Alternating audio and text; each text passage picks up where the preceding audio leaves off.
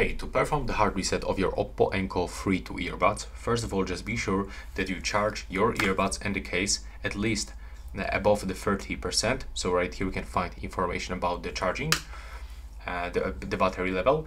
And now you will have to close this case and plug the USB-C cable into your case, just right here.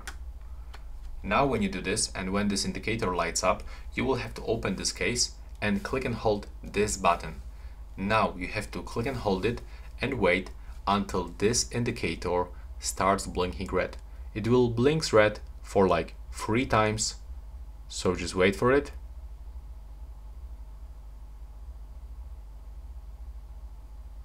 There we go, right now it is blinking red. After 3 blinks, it's another time in the pairing mode.